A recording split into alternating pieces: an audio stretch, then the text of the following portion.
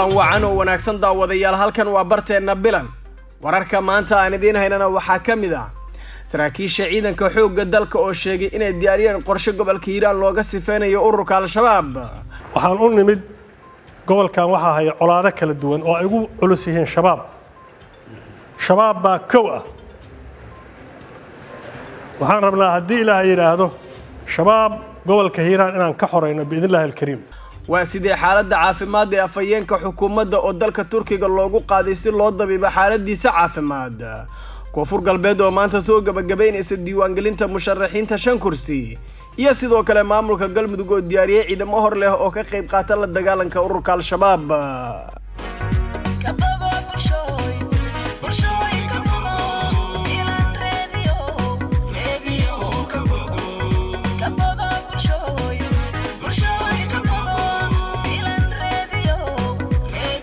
وتلاقة تاريخ دو كوبا جنتاي سديد يتوانكا بيش كوبات سنة ده 2022 داود هديات نقول عصبتها فضلا نقول بير أو بوجينا لايك صار فلونا ده وان كجم هاد علينا مقال كان لايك صار سينا شير جريد داود سيادنو دي رجلسيد وحنكون بلعب ناس راكيش عينا كحوج الدلك أيا وحا أي شيئين إن قرشين أيام قرش قبل كيران جود هنتي سلوجا سفين يو أورك على الشعب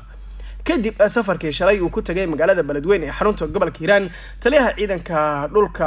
Biixi ayaa waxa uu sheegay in ay ka go'an tahay la dagaalanka ururka al-shabaab isla markaana saraakiisha ay qorsheynayaan in gobolka Hiiraan guud ahaantiisa laga saaro ururka al-shabaab waxa uu sheegay in magaalada Beledweyne ee xarunta gobolka Hiiraan iyo sidoo kale guud ahaan gobolka Hiiraan degmooyinkiisa loo baahan yahay dadka ku nool in si nabdoon ah ay ku noolaadaan isla markaana ay helaan nabadgelyada xaq u leeyihiin taliyaha ciidanka dhulka xoogga dalka Soomaaliyeed General Biixi oo arrimahaas ka hadlayay ayaa hadaladiisina waxa kamid ahaa Beledweyne waa xudunta Soomaaliya xudunta Soomaaliya way caasimadiina waxa u jirtaa 300 kiiloomitir haddii colaadda Beledweyne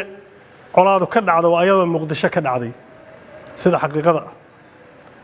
hadday nabadu ka dhacdana waa ayadoo Soomaaliya oo dhan ka dhacday waxaan u nimid gobolkan waxa hay colaado kala duwan oo ay ugu culus yihiin shabaab baa kow ah waxaan rabnaa haddii ilaahay yiraahdo shabaab gobolka Hiiraan inaan ka xoreyno biidnillaahi alkariim waxaan rabnaa cid walba oo Beledweyne caawa joogta inay kalsooni ku seexato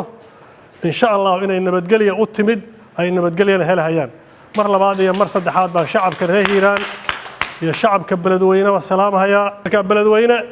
Beledweynaha dibadda jiroona waxaan leeyahay gudoomiyihii gobolkii iyo Beledweynihii iyo anagoo dhammaan kana dadka iyaga isaysana gacmaha arkaysan adinkuna isku kaaya dirilina nabadda nagala shaqeeya markan waxaan eegaynaa waa sidee xaaladda afayeenka xukuumadda federaalka Soomaaliya oo dalka Turkiga loogu qaaday si loo dabiibo xaaladiisa caafimaad waxa magaalada Istanbul ee dalka Turkiga la geeyay dhaawaca afayeenka xukuumadda federaalka Soomaaliya Maxamed Ibrahim Macalimo oo ku dhaawacmay qarax ismiidaamin ah oo maalin ka hor lala beegsaday gaari uu watay oo marayay meel aan ka fogeyn hoygiisa safiirka Soomaaliya ee dalka Turkiga ambassador Jamac Aydid wariyaal iyo xubno kale ayaa ku soo dhaweeyay dhaawaca Macalimo garoonka diyaaradaha ee magaalada Istanbul ee dalka Turkiga safiirka Soomaaliya ee dalka Turkiga ambassador Jamac Aydid ayaa sheegay in dhaawaca Macalimo la dhigay isbitaalka weyn ee dawladda Turkiga ay leedahay halkaas oo uu ka shaqeeyo walaalkiis ka yar iyo dhaqaatiir kale oo waaweyn waxa uu hadalkiisa intaas ku sii daray in dhaawaca Macalimo uu la socday darawalkii oo isaguna dhaawac qaba balse ay kala geeyeen laba isbitaal waxana uu xaqiijiyay in xaaladda caafimaad ee Macalimo ay tahay mid aad u wanaagsan afayeenka xukuumadda Soomaaliya Maxamed Ibrahim Macalimo ayaa dhowr jeer oo hore waxa uu ka badbaaday qaraxyo lagu weeraray goobo uu ku sugnaa balse qaraxan ayaa ka duwanaa kuwii hore maadaama isaga si toos ah loola beegsaday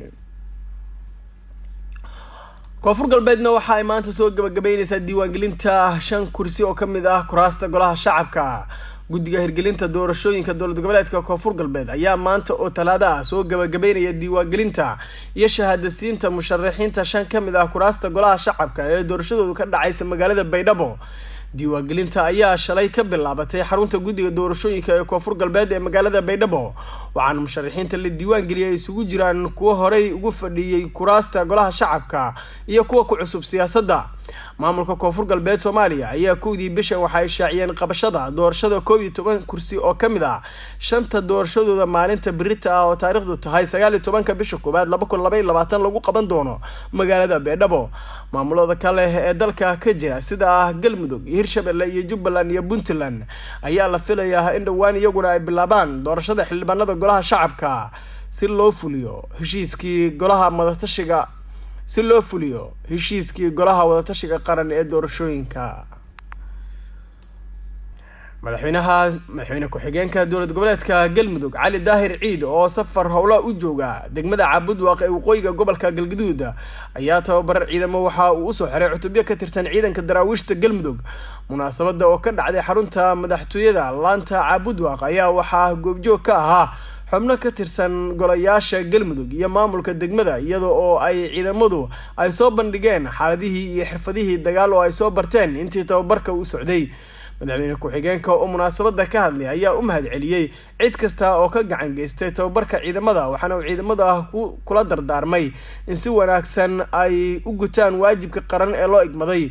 ciidamada ka tirsan daraawiishta Galmudug oo tababarka loo soo xiray degmada Caabudwaaq ayaa waxaa la filayaa in dhawaan howlgallo ka dhan ah al-shabaab ay ka fuliyaan deegaano iyo degmooyin ku yaala waqooyiga gobolka Galgaduud